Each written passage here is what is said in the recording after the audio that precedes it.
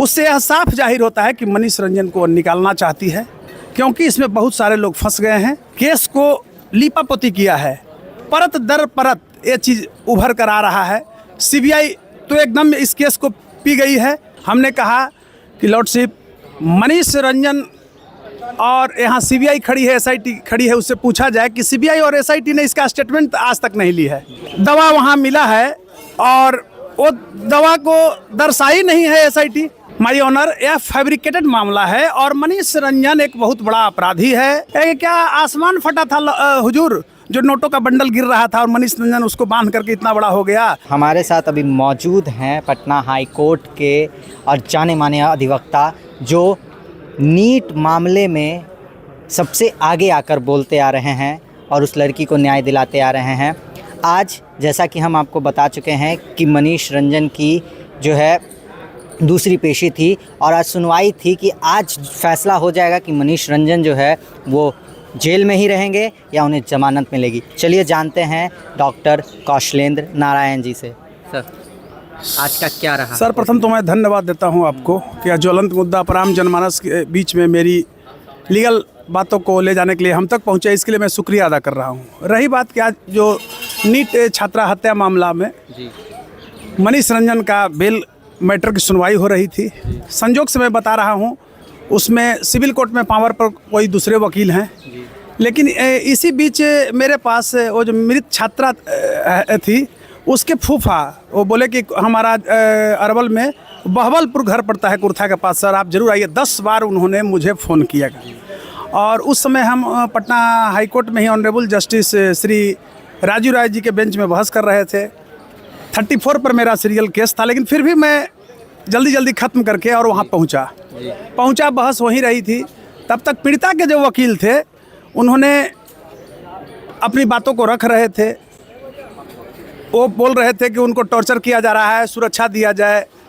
वो अपना विमर्श का जो समय था वो सुरक्षा पर केंद्रित कर रहे थे। जज साहब ने कहा कि इसको हटाइए, अगर आपको कुछ होगा तो बिहार सरकार समझेगी।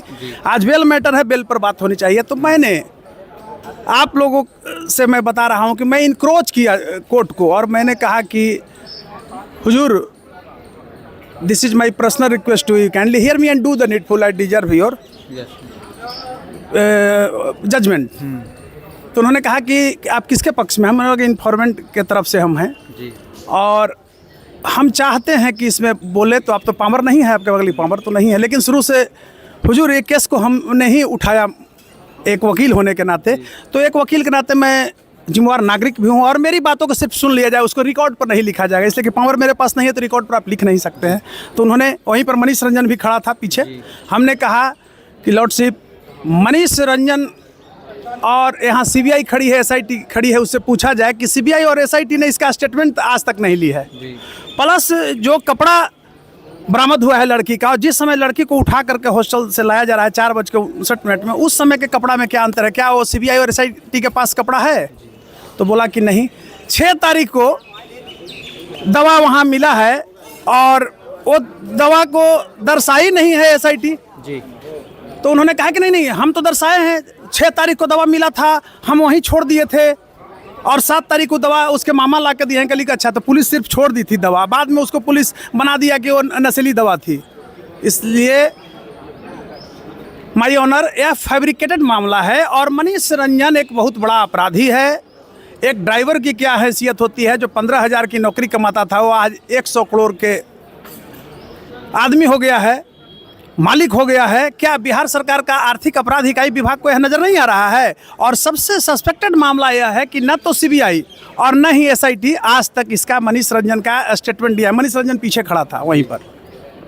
तो जज साहब ने कहा क्या और कुछ बोलना है, अब अधिकृत आपको नहीं करेंगे। नहीं, करीब 2 मिनट और सुन लिया जाए। क्या आसमान फटा था हुजूर, जो नोटों का बंडल गिर रहा था और मनीष रंजन उसको बांध करके इतना बड़ा हो गया। जिस तरह से पंजाब का सोनू पंजाबन रहने वाला और बिहार का ये मनीष रंजन उसी तरह से है।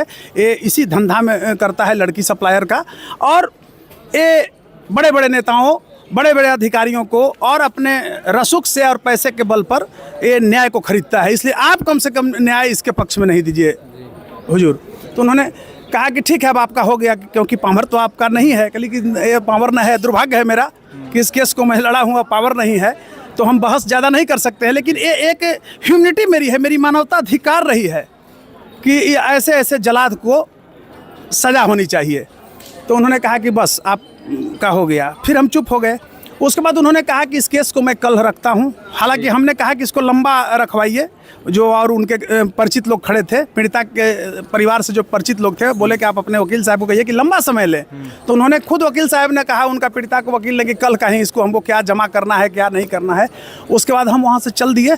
लेकिन मैं आपको ये बता रहा हूँ कि मनीष रंजन को बेल नहीं होने देंगे। इसके लिए चाहे मुझे कुछ भी करना पड़े। और जिस तरह से SIT और CBI का रुख है, उससे यह साफ जाहिर होता है कि मनीष रंजन को निकालना चाहती है, क्योंकि इसमें बहुत सारे लोग फंस गए हैं। और आज एक चीज़ देखिए इसमें कि उसका स्टेटमेंट क्यों नहीं लिया है SIT और CBI, इसलिए कि वो पोल खोलता। उस समय अगर रिमांड पर उसको लिया जाता और पुलिस पूछताछ करती, जरूर है कि नाम बताता। तो यह बड़ा ही अमानवीय दृश्य आज नज़र आया। और इसका लेटेस्ट अपडेट जो है कि कल यह केस फिर रखा गया है सुनवाई पर जी। और मैं यह कहना चाहता हूं आम जनमानस के लिए कि बड़ा ही यह मनीष रंजन दुर्दांत अपराधी है। और ऑनरेबल कोर्ट को भी मैं कहना चाहता हूं कि उनको भी इस पर कोई दया नहीं करनी चाहिए। जिस तरह से SIT ने केस को लीपापोती किया है, परत दर परत ये चीज़ उभर कर आ रहा है। CBI तो एकदम इस केस को पी गई है। तो जज साहब ने फटकार भी लगाया कि आपकी मंशा ठीक नहीं है, प्रॉपर इन्वेस्टिगेशन नहीं है, इसलिए कल पुनः हम आर्गूमेंट सुनेंगे नए सिरे से। आज का इतना ही अपडेट है उस कोर्ट का, पॉक्सो कोर्ट का, और विशेष कुछ नहीं है।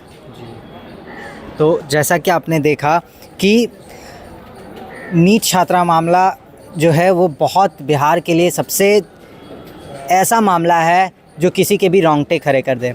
और डॉक्टर कौशलेंद्र नारायण जो हैं, ये शुरू से इस मुद्दे पे बोलते आए हैं। चाहे कितनी भरी धमकी कॉल आ जाए, उनके परिवार को बचाने के लिए भी, जब उनके परिवार को धमकी भरे कॉल गए थे तब भी इन्होंने बोला था कि उन्हें सुरक्षा दी जाए।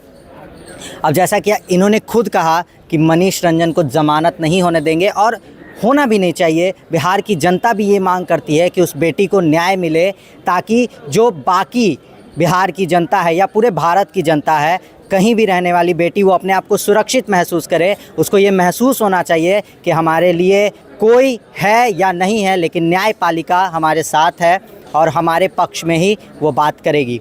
अब आगे जो भी होगा, कल ये केस फिर से खुलेगा, कल इस मुद्दे पे फिर से बात होगी। क्या होगा, क्या मनीष रंजन को ज़मानत मिलेगी, जैसा, लेकिन लग तो नहीं रहा है, उसे ज़मानत मिलनी नहीं चाहिए, क्योंकि जो कौशलेंद्र नारायण जी है, ये हमेशा से उस चीज़ पे, मुद्दे पे बोलते आए हैं, उसको सज़ा दिलाने की कोशिश कर रहे हैं, जो कि होनी चाहिए। अब देखना ये होगा कि क्या उस जो बेटी है जो हमारे बीच नहीं है, उसको न्याय मिलता है कि नहीं। ऐसे ही तमाम अपडेट्स के लिए हमारे साथ बने रहे और देखते रहे निष्कर्ष भारत। धन्यवाद।